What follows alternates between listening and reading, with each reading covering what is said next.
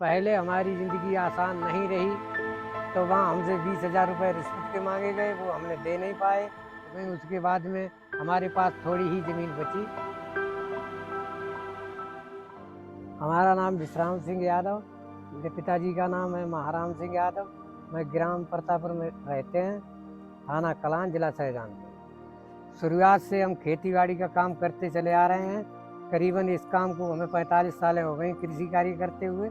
हमारे पिताजी ने कक्षा 5 तक शिक्षा ग्रहण गंगोरा से करवाई। मेरे गांव में कोई प्राइमरी स्कूल नहीं था। उसके बाद में कक्षा 5 करने के बाद में हमने कलान जनता इंटर कॉलेज में शिक्षा ग्रहण की। उसमें कृषि से मैंने इंटर किया।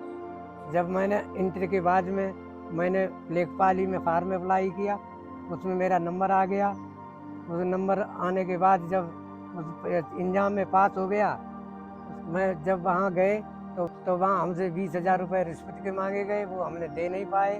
इसलिए मैंने वो जॉब छोड़ दी। फिर मैं अपना कृषि का काम संभालने लगे। उसके बाद में माँ बाप ने मेरी शादी कर दी। अपने परिवार में हंसते खेलते रहे और फिर उसके बाद में हमारे 3 बच्चे हुए। जब मेरा छोटा बच्चा था करीबन 4 साल का, उसके बाद में हमारी बीवी की हालत बिगड़ने लगी, तो हम अस्पताल ले गए।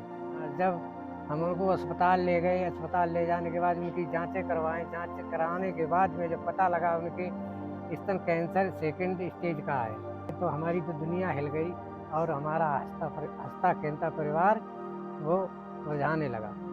के इलाज के लिए मेरे पास पैसा नहीं था।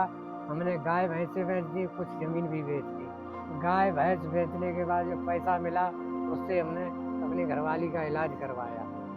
पहली बार सर्जरी करवाई दिल्ली। दिल्ली 1 डेढ़ साल इलाज चला। 1.5 साल के बाद वो दोबारा जब परेशान हुई, तो फिर हम लेके गए। फिर 6 महीने बाद इलाज चला वहाँ दिल्ली। दिल्ली इलाज चलने के बाद दिल्ली वालों ने मना कर दिया। मना जब कर दिया तो हम सेफई ले गए। सेफई इलाज चला 6 महीने तक।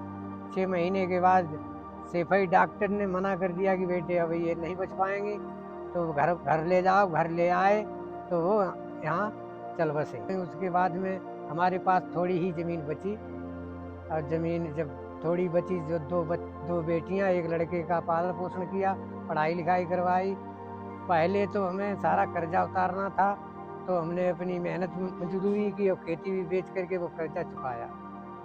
उसके बाद में 2 बेटियां, एक बेटा, उनकी पढ़ाई लिखाई और शादी संबंध किया, तो मेरे पास 1 एकड़ ज़मीन बची। जब हमने धीरे धीरे कर्जा चुकाया, उसके बाद में हमने अपनी दोनों बेटियों की शादी की।